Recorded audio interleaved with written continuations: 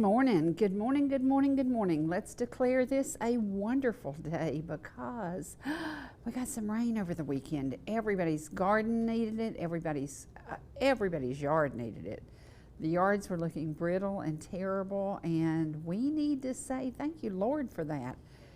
We also need to know that God keeps showing up, and y'all have heard me talk about this book tons. Mike Smith wrote this book, and it was at a time in his life when he and Diane's young child was diagnosed with cancer. He started thinking about how God always shows up. Well, he does. And we're going to ask you to pray for a very special family in Pickens County for the health and the well-being of Ned Hillhouse. I've never gone out Highway 53 during the summer that I didn't look over and smile as I saw his garden. He has always had the prettiest garden. He's always shared with other people. He is just a garden extraordinaire, and he and his beautiful family have lived in that area for many, many years, and lots of us have enjoyed watching that garden. So let's say prayers, many, many prayers for him and for his family, and that he will beat this health problem, and that there will be great news on the horizon. So please, again, God keeps showing up, and we want him to show up in the Hillhouse family in a big, big way. Boy, this weekend was crazy busy. Everybody was in Ball Ground, Georgia. Have y'all been to Ball Ground lately? Well, if you haven't, you're one of few who haven't. The park was busy, downtown was busy. I love that our small towns have benefited from tourists coming and new people visiting the area, from Blue Ridge to Morganton to McKaysville. Every single town benefited from folks coming to visit. Now, we have to keep and put our best foot forward when people come to town. Well, we have this little bitty midget Evelyn who runs around Ball Ground always spreading good news and cheer. And she has a calendar of things that are going to be happening in Ball Ground. So we're going to be sharing with that with y'all in our photos. There are going to be a lot of things happening in the downtown area. And that's one of the things about Ball Ground. If you come to town, you can be assured one day or the other day something's going to be going on, whether it be a concert or music or the farmers market. Something is always going on. So check out these small towns. Don't head into the city. Just, stay up here where it's nice and sweet and comfortable, and everybody likes everybody. It's just so much more fun.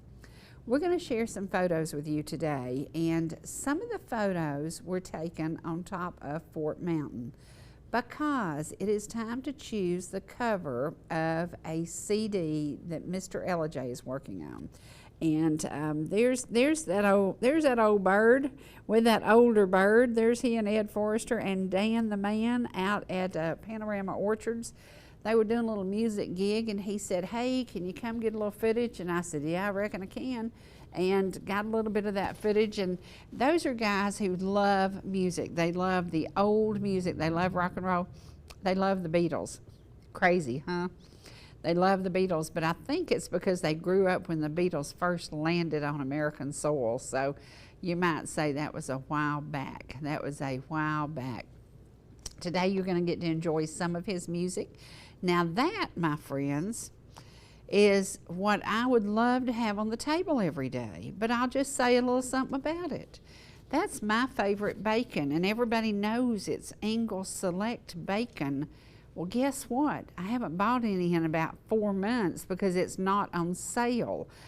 Have y'all looked at the prices are just crazy on just everyday items. Every day you would expect that you could pick up a pound of bacon. Well, forget it. I'm not paying those prices. We have got to get the price of groceries down. The farmers aren't getting rich. I don't know who's getting rich on it, but it ain't the farmer boys, and they will tell you that. That's my favorite bacon, and if you make those beautiful biscuits, you got to have that bacon to go with it.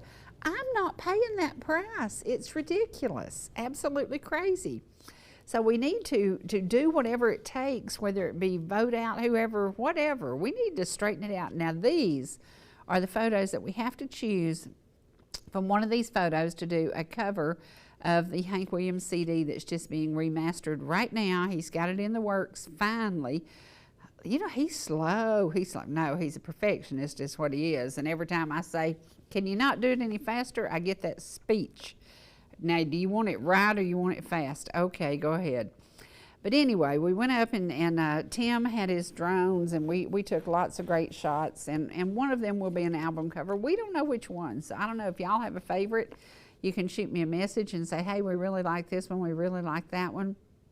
I really like that one. I think that's a good one because it's just the man and the guitar. You know, he wants to highlight the truck, and I'm like, well, the truck doesn't play music and the truck doesn't sing, so why are we highlighting the truck? But anyway, you know how guys are. Guys like their old stuff.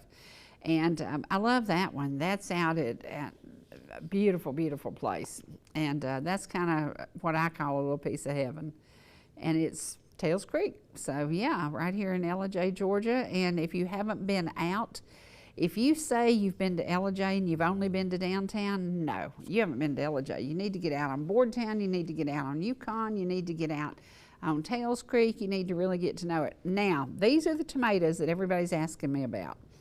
Yes, they are vine ripe, fresh, picked 30 feet from where you will pick them up for $5 for 5 of those in a basket. Good tomatoes, good tomatoes. This gentleman is in his upper 80s, and every year he has produced many, many tomatoes for Ball Ground, and folks are coming far and wide to buy these tomatoes. They are wonderful. So go by.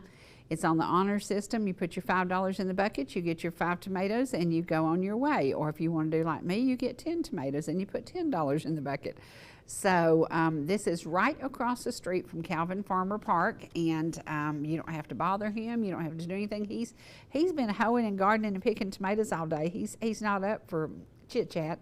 He just wants you to buy those beautiful tomatoes. So now that, y'all, is my favorite photo of Ansley and her baby, my baby. Is that not precious? Is that not the sweetest thing? You talk about a dynamic duo. Those two have the best time and full of love, full of laughter, and Xana is about to be 2. She will be 2 on August the 14th, and it just blows my mind. I cannot believe this child is almost 2 years old and into everything. And you're going to get to see what she was into this weekend. She is a country girl.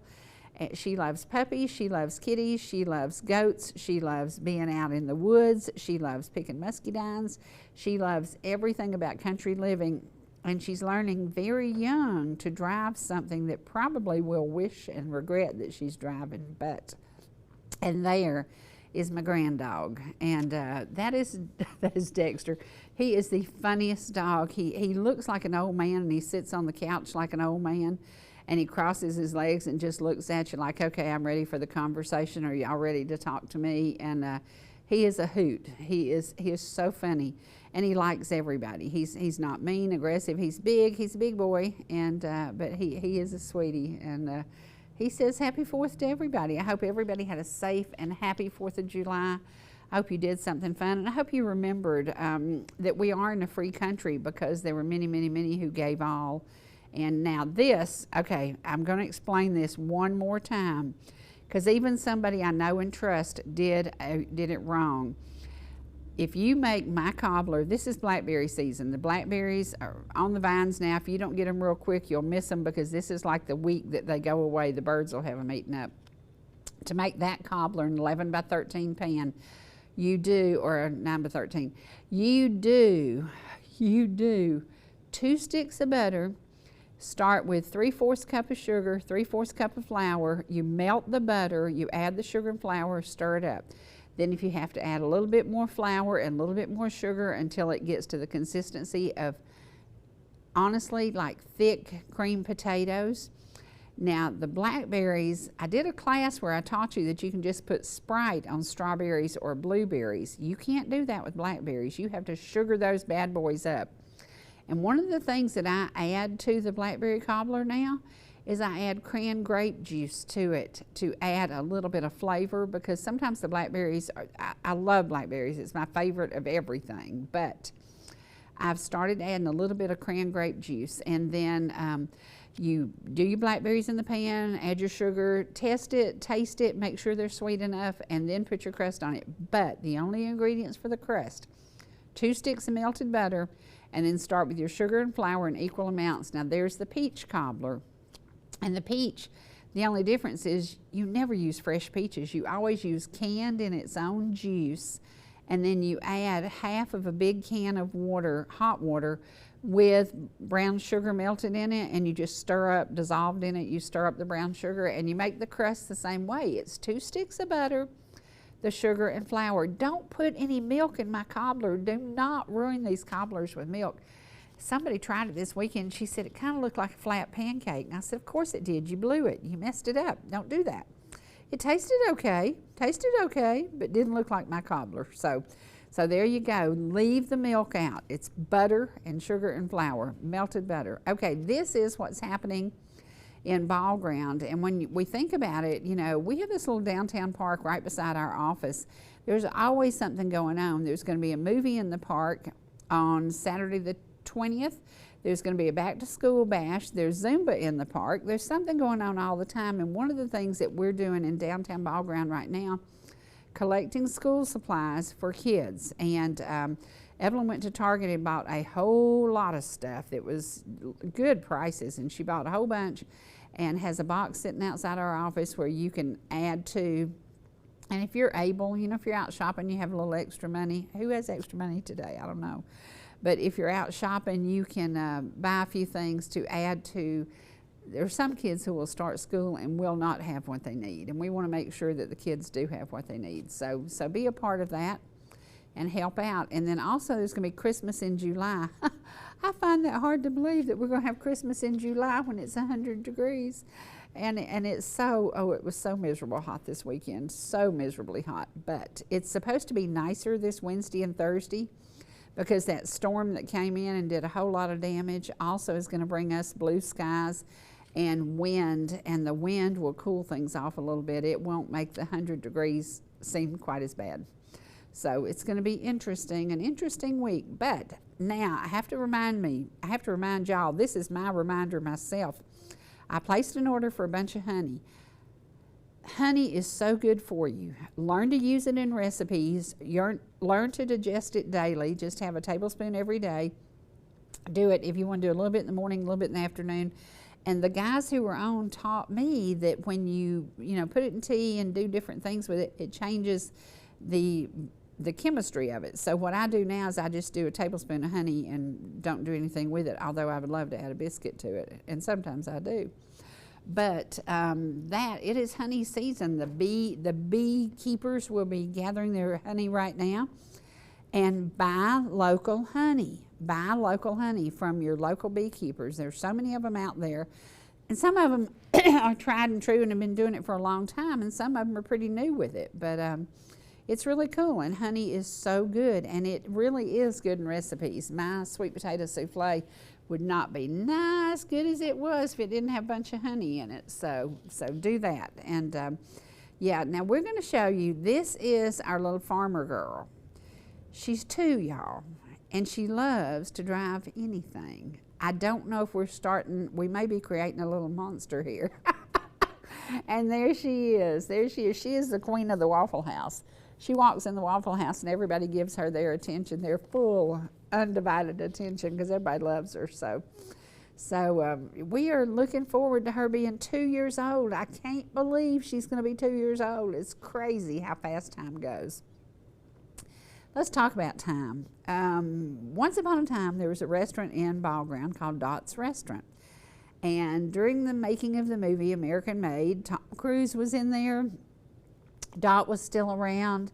A lot of things were happening in the community that kind of brought attention to Ball Ground. And movie buffs love to come and find the scenes from American Made. And thank goodness the guys who now have Dot's Beverage next door to our office, they have maintained a little bit of the interior that you see in the movie. Well, we're going to share something with you today that you see a lot of the interior of downtown Ball Ground places and some of the faces that have gone on and left this world. When we look around today, Tomorrow, there will be somebody missing that we knew and we loved. Today, every single day, somebody's going to leave this earth, and then we're going to say, oh, I wish I'd spent more time with them. Oh, I wish I'd asked them about so-and-so. So today, make it a point to pick up the phone and call somebody. Call one of your older neighbors. Call one of your older friends. Maybe call a teacher you had in school and tell them, hey, thank you for making a difference in my life.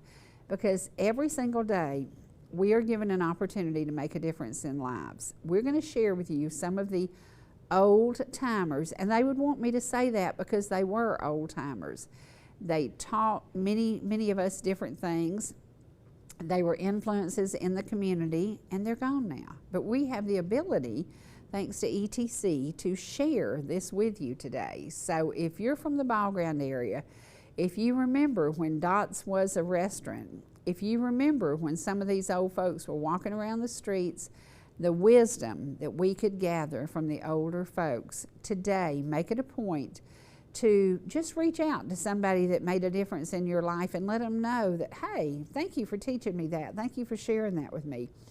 Thank you. As an 8th grade student, I had Mrs. Maisel Kemp. Thank goodness I had Mrs. Kemp, because she was such an influence in my life. And I wish I'd called her and told her, and I wish I'd said, you know, I'm probably me because of you. She was a big influence in my life, but I didn't ever tell her that. I didn't ever tell her that. So we're going to go spend some time. We're going to have a little bit of music by Dwight, and we're going to have this program. And I think when you look back, you'll say, yeah, I do remember that. So spend some time with us. Grab your second cup of coffee, and don't leave. This is going to be a good one. A man can do inside a prison.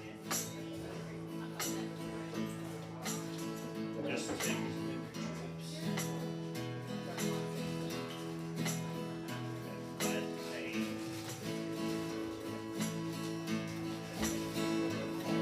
And a word from home can mean so much to a prisoner.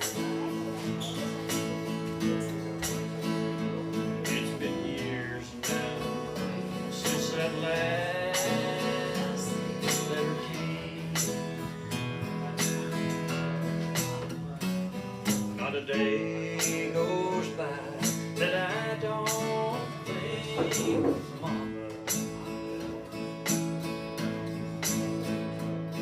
And my nights are filled with thoughts of slavery.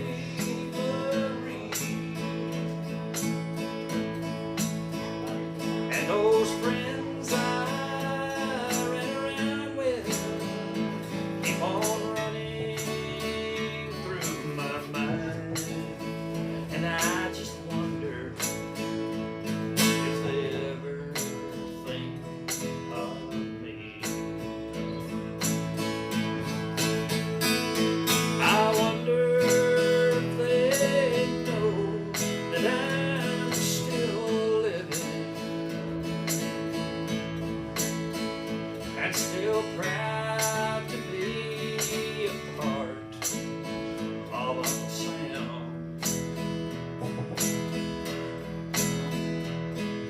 I wonder if they think I died of hunger in this rotten prison camp in Vietnam. Not a day goes by that I don't think of Mama. And my nights are filled with thoughts of slavery. Here's my favorite line. And I remember Daddy saying, you'll come back a better man. And I just wonder if they ever think of me.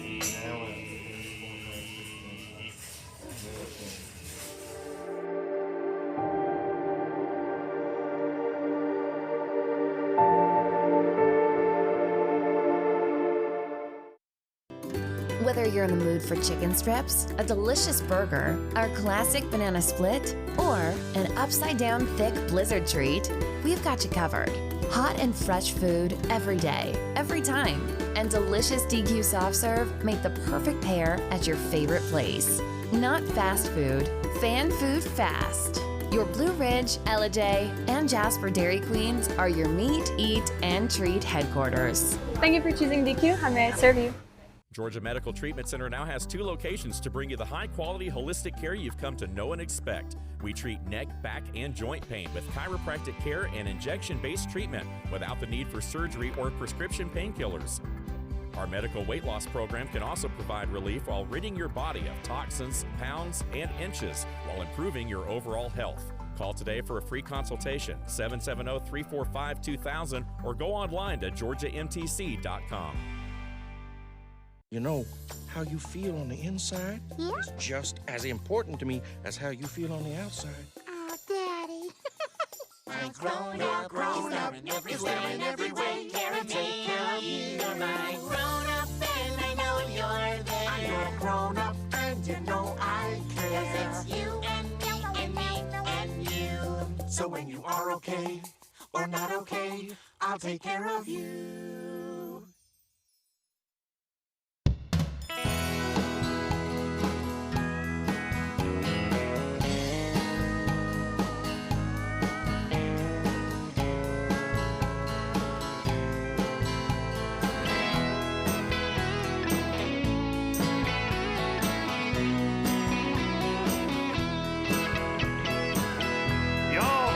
And see us anytime you can.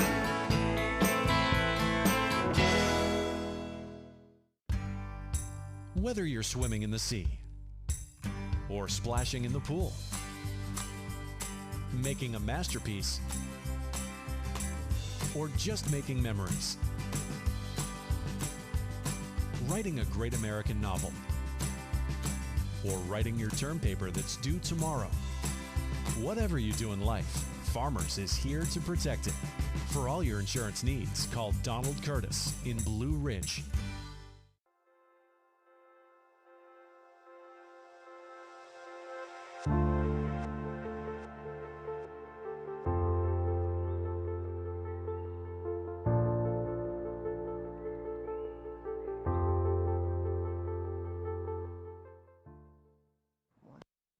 Hello and welcome to North Georgia Treasures. We're about to visit small town Americana at its finest. It's a town as close to Andy Griffith's Mayberry as you'll find in these parts. I invite you to join me as we discover the people, the places, and the heritage of Ball Ground, Georgia.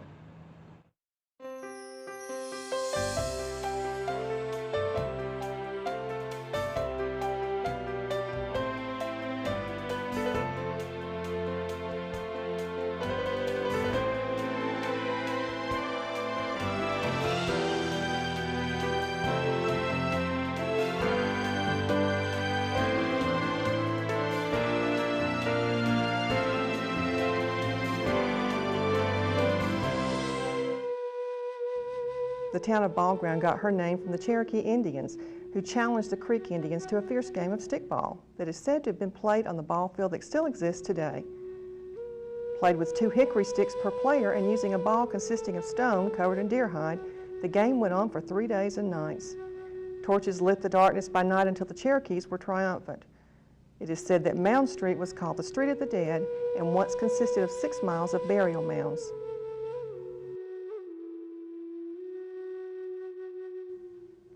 In 1924, I was 10 years old, and one of the Roberts men, Paul Roberts, went over and made a dam on the Long Swamp Creek and furnished power for Ball Ground. It was only for power. He did it so he could run his marble mill on power. We had electricity for the first time. My mother thought it was great because she could had a refrigerator, and we got her electric stove, but she wouldn't use it for a while. She kept her wood stove. So what was it like when you first got electricity? That was a wonderful thing. We really enjoyed it. You know, when they wired the houses then, they had one light in each room. we had a light in every room.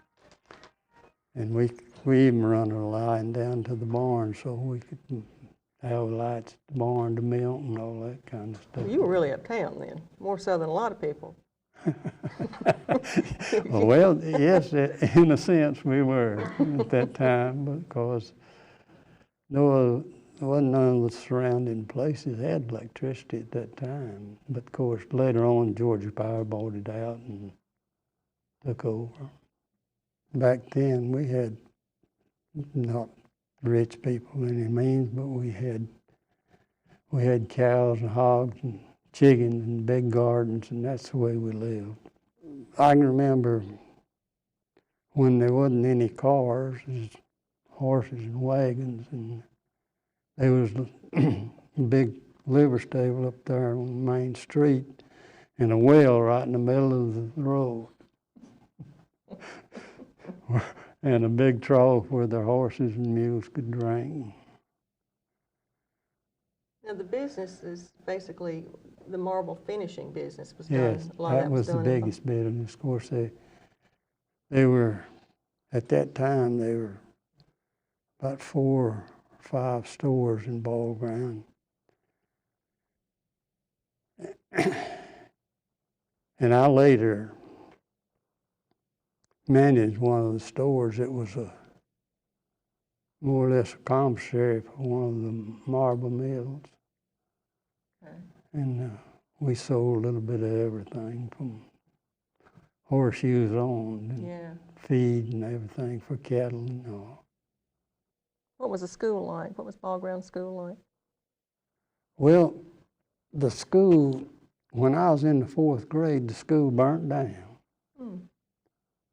And we went to school in just about every place, upstairs in buildings in town and everything. We'd have a half-day school, so we didn't have enough room. Now that was fun.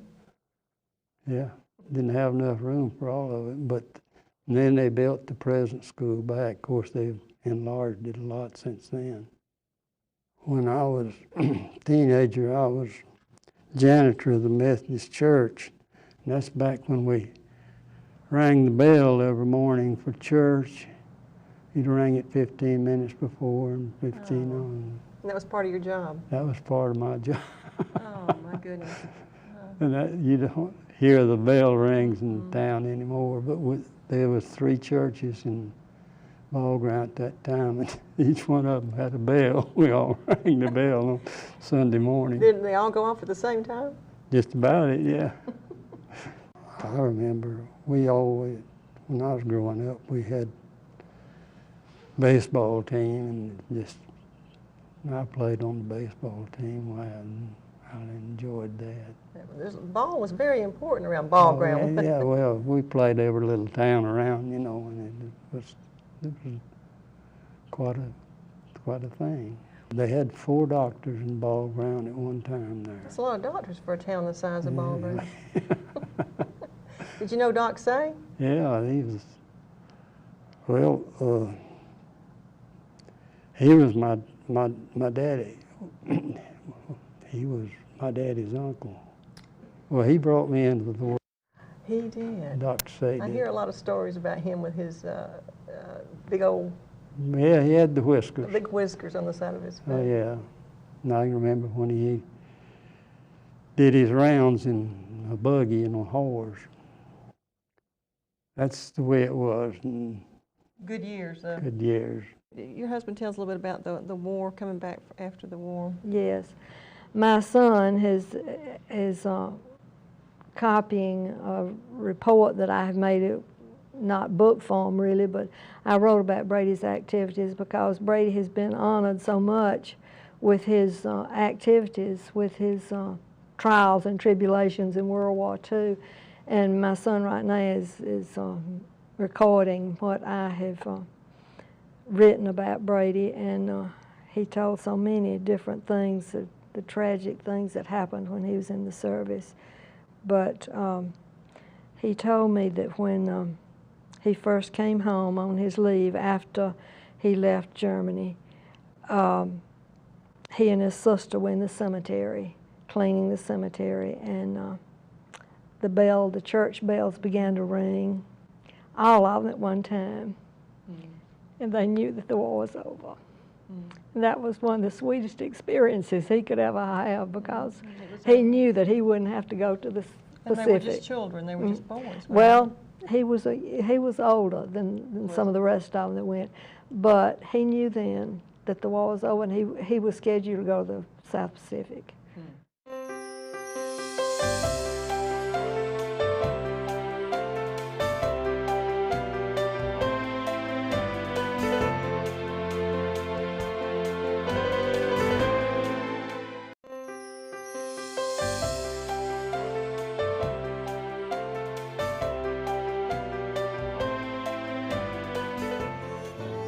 At the height of her prosperity, Ball Ground grew from a small trading village to a thriving incorporated town with several doctors, 4 marble finishing companies, a hotel, a cotton gin, a sawmill, and a livery stable.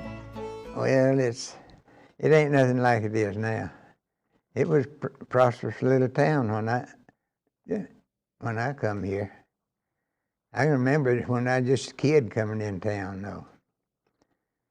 There used to be an old livery stable across from the old post office where they kept horses in the old days.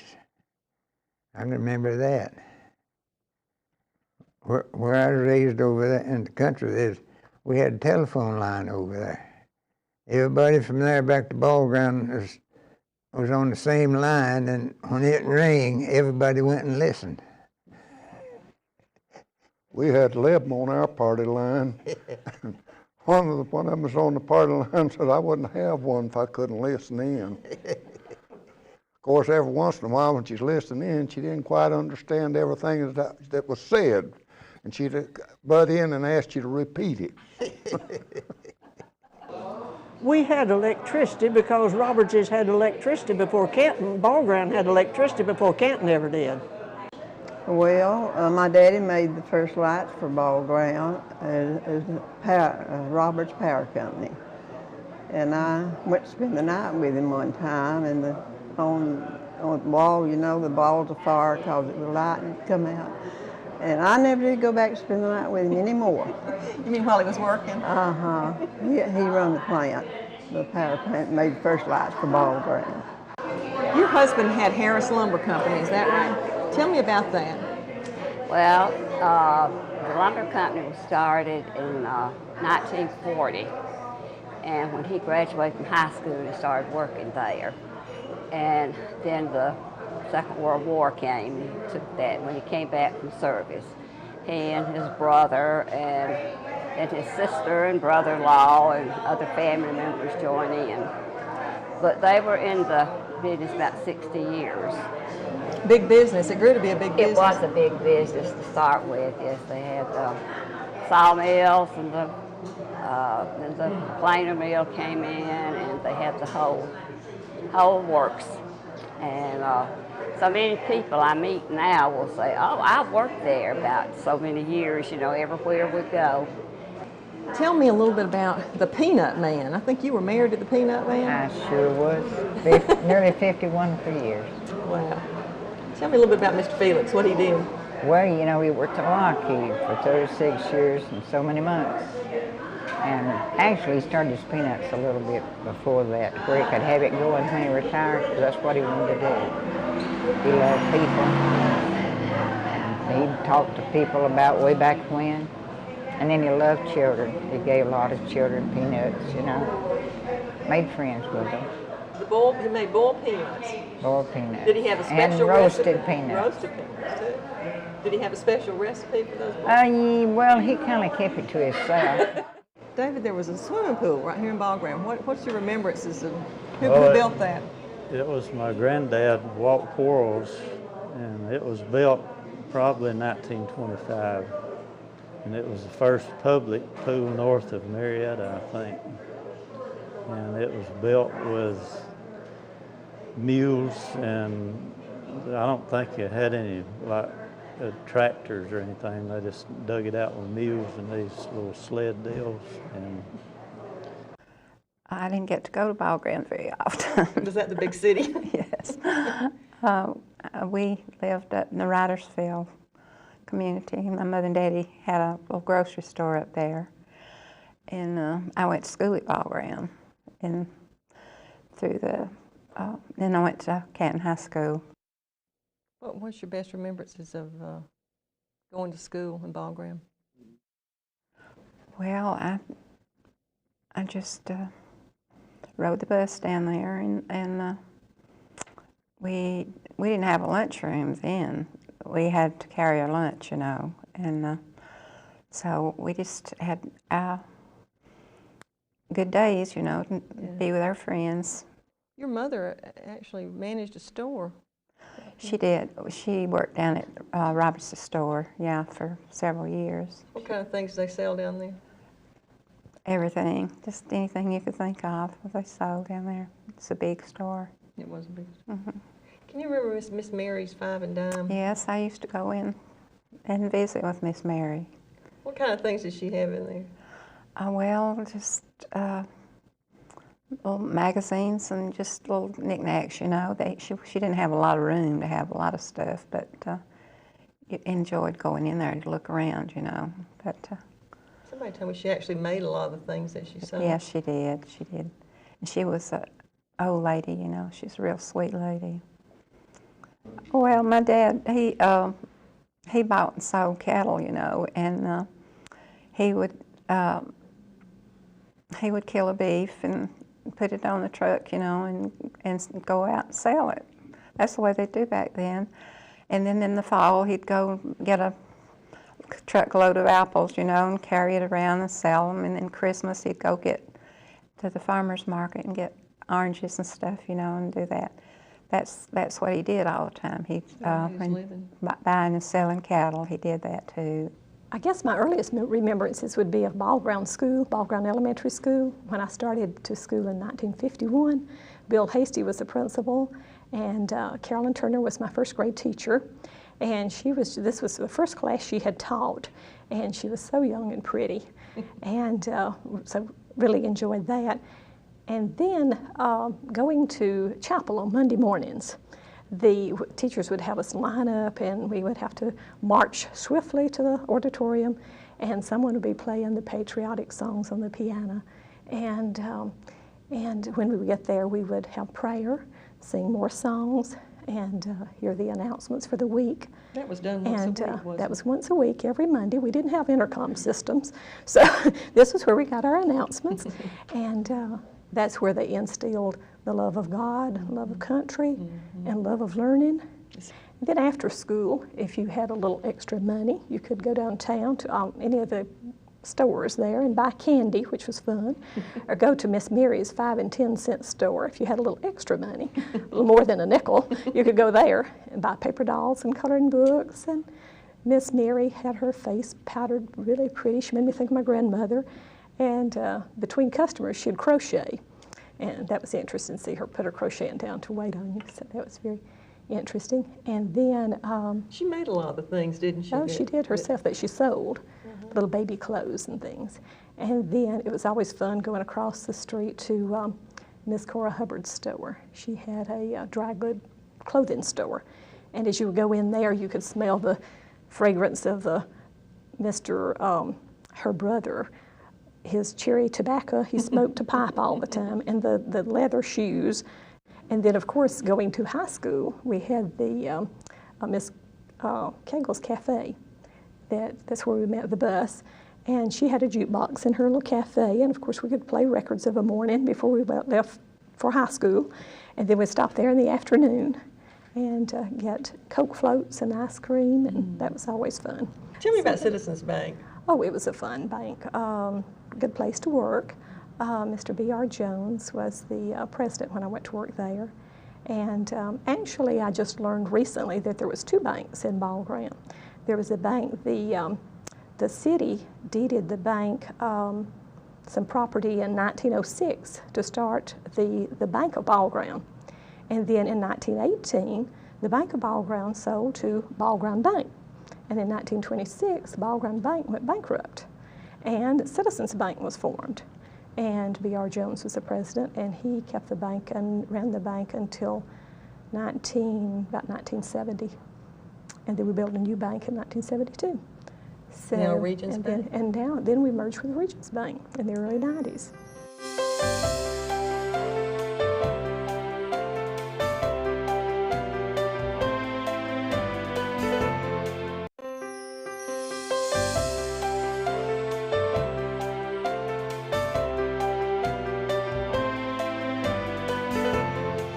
If you want to know all the buzz on Ball Ground, Dot's Restaurant in the heart of town is the place to be at lunchtime. The regulars there can give you a glimpse into the past as no one else can. And I started over where the drugstore is now. I rented the building, and the business was good, but what started it off and getting in the business was my people in town kept saying, why don't you open us up a restaurant? There hadn't been one here in quite some time. Because the post office, new post office was built, and it took the building that had the restaurant in it before me. So I just had a little money and had a lot of help with all the town officials and all the business helping me, and so we just went into business on a shoestring. So I stayed there about 2 years, and business was so good, and so this building became available. It was McKinney's old grocery store. So I bought it in 1970 and renovated it and changed the looks of it quite a bit. And so we just been here since. And well, it seemed like a bustling town because I never had been anywhere much in my younger life. And we had about 12 or 13 businesses and 3 manufacturing places, or 4. And when I went in business, and a lot of foot traffic on the street, and but things have changed a lot because we don't have any foot traffic on the street. We only got about 5 businesses left in town, and hoping to get more. But things built up real good up until 1976. And then it started dwindling down till the stores left town and the businesses moved on. And I don't think anybody encouraged them to stay. And it's just changed a lot since then. We had a great life growing up. I've got a lot of friends that said, I wish my kids had as great a life growing up as you and I did. Miss Nix, tell me a little bit about how you got the Frosty Bar. How did you acquire the Frosty Bar? Well, me and my sister-in-law asked for the Frosty Bar to be built. Our husbands built a station, service station, when they opened up the road, and they were ready to open up when the road opened. So a year later, we asked for the Frosty Bar. It was for sale down on Sharp Mountain Creek. And we moved everything up there. They built it for us, and then we moved it up there. And we always called it Frosty Bar. What was the town like? What kind of businesses were in the town at that time? Oh, there was, I don't know, I guess all these buildings here was grocery stores or clothing stores or something like that. There was several stores here in town. It's not like it is now. There's nothing now but rocks. One of the things that impressed me the most about Ball Ground was the wonderful feelings that anybody who was born and raised here had for this town. I had never heard people talk about their home and their hometown in the manner that these people talked about Ball Ground. I remember Marshall's uncle, Bill Groover, Sr., saying that until he went away during World War II, he just felt like Ball Ground was the center of his universe, and he didn't care if he lived anywhere else. And of course, a lot of the young men's eyes were opened when they went off to war and saw other things. But none of the people that I know that stayed in Ball Ground were ever sorry that they stayed.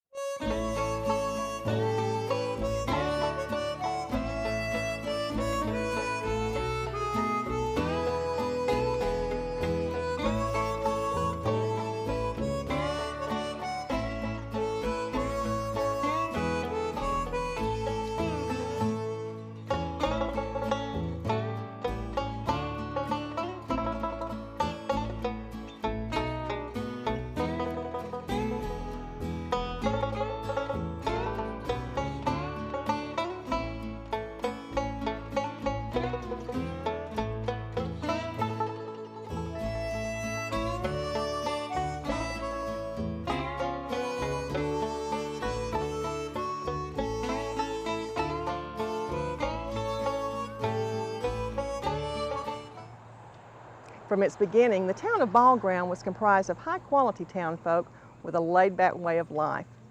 Join us next time when we might just be making a whistle stop in your town. For North Georgia Treasures, I'm Pam Cavender.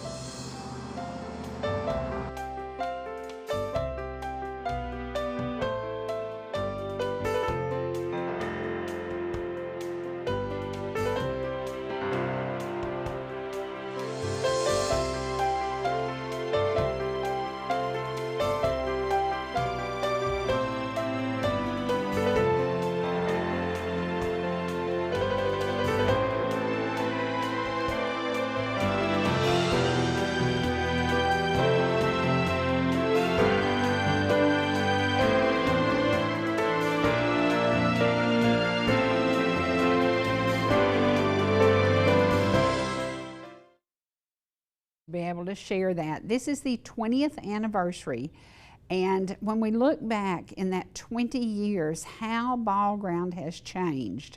But the one thing that has not changed, people who knew and loved the tiny community still know and love the community. If they moved away and maybe their job took them out of state, even out of country, they're coming back and they're saying, we want to put our solid ground back in Ball Ground, back where we grew up, the sweet memories. And so in honor of those precious people that we just showed, and thank you to Pam Cavender for always looking for the way to get these tiny towns on the air, to save.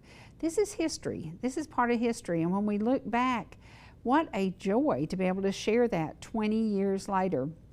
If you ever doubt how important a small telephone company that started about 116 years ago in Ellijay, Georgia is to the community, that should be something that you put on your yes list. Because yes, we do feature those small towns, we do feature those people who made a difference. And as we look back on the 20 years that Dot's gone, Zona Lee is gone, so many of the people in that interview are gone, but then there are a couple that are still here, and to Kathy and Marshall Day who still reside in Ball Ground, that's what coming home is all about. So we're going to go to a little bit of music, and then when we come back, I want to read something that Mike Smith wrote in this book, but we're going to first go to a little bit of music by Mr. Ellijay. Then we're going to be back and we're going to share just something that maybe it'll give you something to think about today.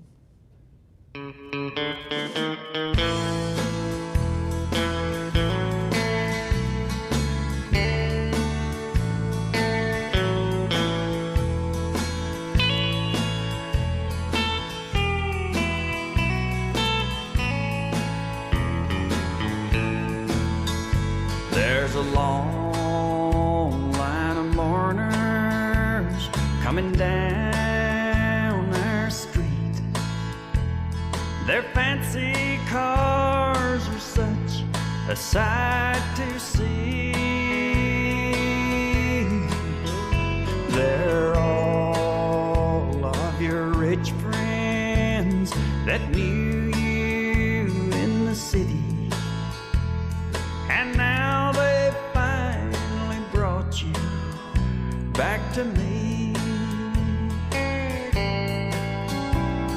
The papers told of how you lost your life, of the party and the fatal crash that night.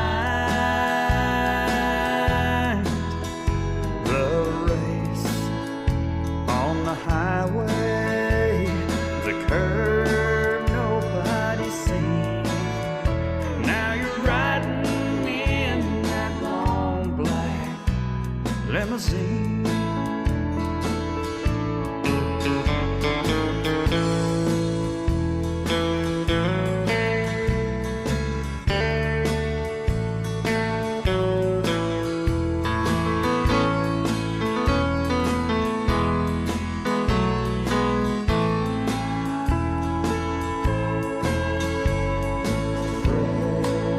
Well, when you left home, you told me.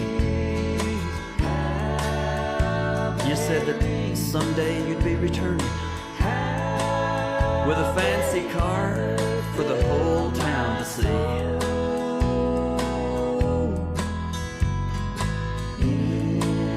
Well, everybody's watching now, and I guess you finally got your dream. You're riding in one of them long black limousines. Through tears I watch as you ride by, with a chauffeur at the wheel, dressed up so fine. I'll never love another. My heart and all my dreams are with you in that long black limousine. I'll never love another. My heart and all my dreams ride with you in that long black limousine.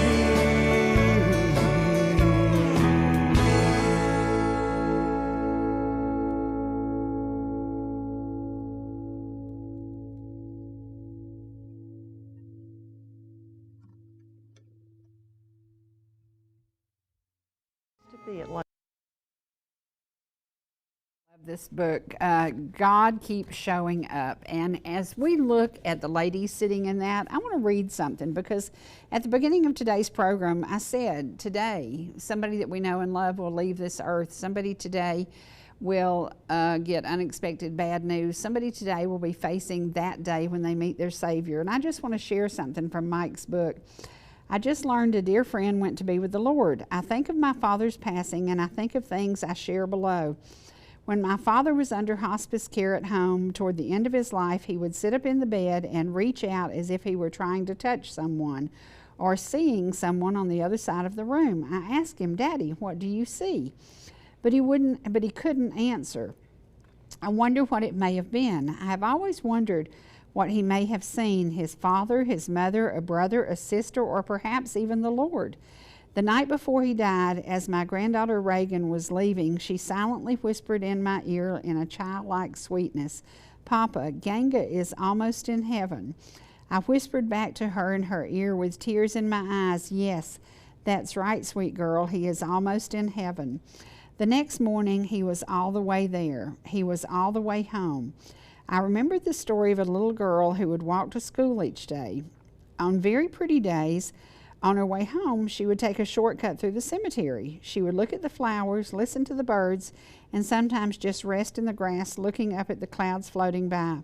One day someone asked her, "Aren't you afraid walking through a cemetery with all the graves and headstones?" She replied, "Why should I be afraid? It's just the way home."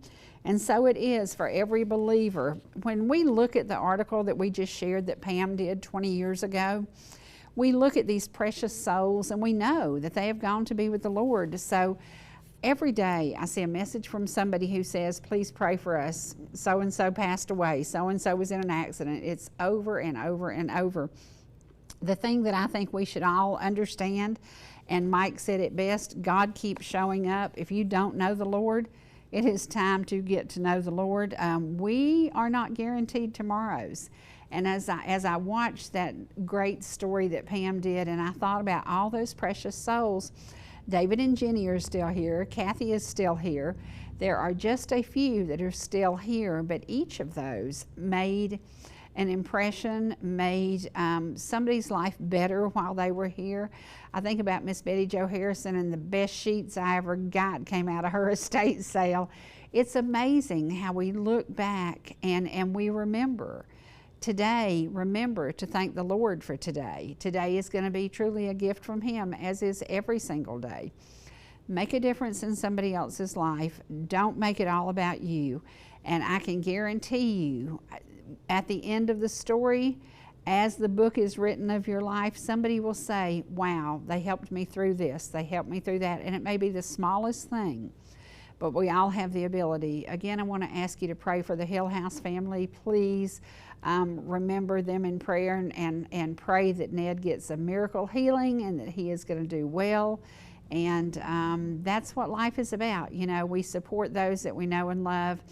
And I never think about them, but I don't think about all the many, many summers that I rode by and saw their beautiful garden, and they always shared that garden. So today, share something good of yourself. Share something that will make a difference in somebody's life, even if you just pass on a recipe to somebody. I think about all the ladies who made such a difference in my life, and when I pass my recipes along, it's kind of hard because most of the ladies who taught me to cook do like I do. They don't measure anything.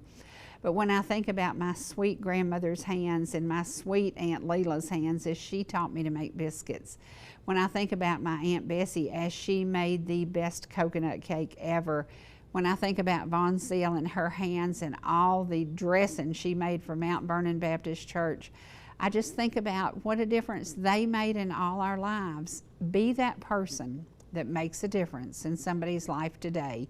We all have the ability to do it in the simplest way. Teach a child to read, teach somebody how to build build something out of something you have. Teach somebody to make a difference and know that one day they will pass that along. When I pass along my recipes, I know my grandmother's laughing because she tried to teach me to make biscuits. I couldn't do it.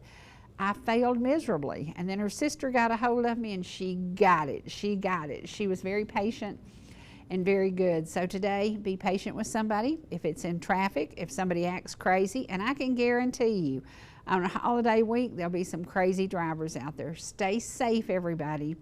Stay with us. And don't forget, ETC, local company, owned by a local family for over 116 years.